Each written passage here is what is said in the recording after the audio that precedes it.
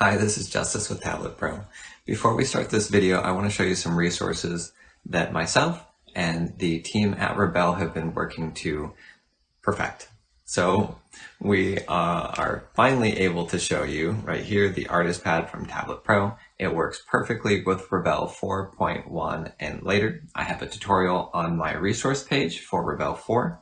So for those of you who are unfamiliar with it, it really just gives you all the different tools that you want to be using right at your fingertips. So you can resize, size, open panels, do basically all the different things that you would want to be able to do. And switch brushes, all that jazz. Okay, so here is the resource page. I have here at the top the guide that'll tell you what all the different buttons do. This one right here. There's an affiliate purchase link right here, this blue button. If you use that, it'll help me continue development as well as support my family, and I really appreciate you using that. If you need a stylus, I have one on the website as well that's designed for artists, and I like it. It's the one I use all the time as opposed to the two surface pens I have. So there's tutorials here. Right here, there's an introduction. There's the Essential series, the Brush Creator series, and I will have advanced tutorials here as well, including a lot of demos. The PDF for Rebelle 4.1 and later will be hosted here as well. And the artist pad for Tablet Pro, you can find it right here. The install guide for Tablet Pro is right here as well, and that will walk you through setting up the artist pad that you saw just a moment ago. Let's go ahead and get started with the tutorial. If you guys are using a stylus to do digital art on a Windows 10 tablet, this is a fantastic channel for you, so subscribe right now. Hi, this is Justice. In this video, we're going to be talking about where and how our settings are applied to either an individual brush, to a group of brushes, tools, or media, or if they're going to apply to the entire program, every brush, in every single tool. All right, so let's go ahead and get started. So here in the Properties panel, we have some of the same settings as in the Brush Creator. You can see here we have Reset Brush, Save Changes as Default, and Save as New Brush. Right over here, we have these same options. We have a couple more options. Show sliders. We can choose to show things that may not be shown by default because they're not typically used with that type of media.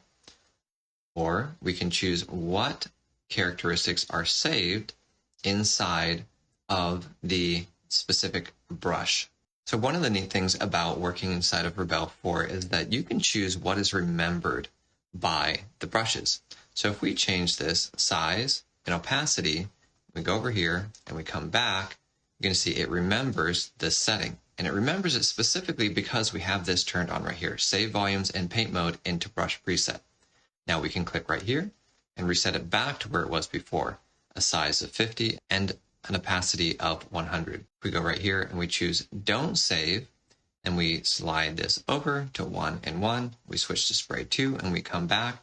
You're going to notice that that temporary switch we did was lost because we told it, don't remember. Now this is per brush. So that means that this setting itself, remembering to remember or remembering to forget, is part of what is saved inside the brush. And this is really key because this can be very confusing if you don't understand this concept. So pay very close attention. Right here. So we're going to choose to save volumes. So 50 and 100. We go over here and we come back. It's adjusted back to 1. We go here and we go back here and it remembers it. Now, if we want it to remember our paint modes as well, then we can choose this option here, Save Volumes and Paint Modes. That's these right here. Let's say I want this brush labeled Spray to always be an eraser every time I switch to it.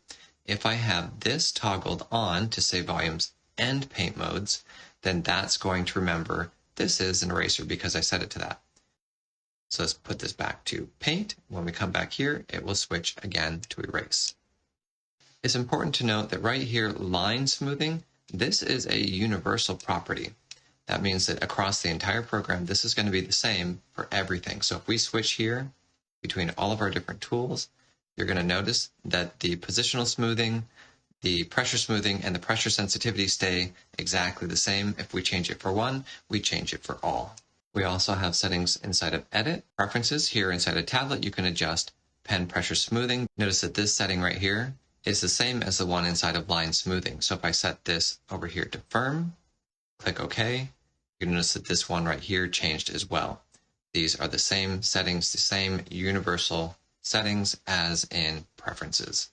All of the settings that we make inside of the brush creator are going to be specific. They're going to be local, individual settings for just that brush. So if you want to adjust all of the airbrushes here, all of them, the size at the same time, then turn all of these to off. Don't save volumes, don't save volumes, don't save volumes. And now when I adjust this to 78, it'll be 78, 78 on all of these ones that I've set to not save the volumes. Now here, you're going to notice this one is saving the volumes, and so it has a different size that it remembers. If we change something over here, and we'll get into this in the next video, this is going to be only for this individual brush. Here you can control inside the properties panel, you can control multiple brushes at the same time, the size, opacity, pressure, volume, loading, wetness, oiliness, all of those you can control and have it set to either remember it's for a specific brush or adjust all the properties in that media or tool panel. Or you can change system settings like here in line smoothing that affect everything across all media.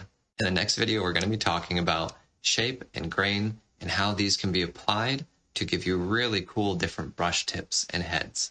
Stay tuned, and I'll see you in the next video.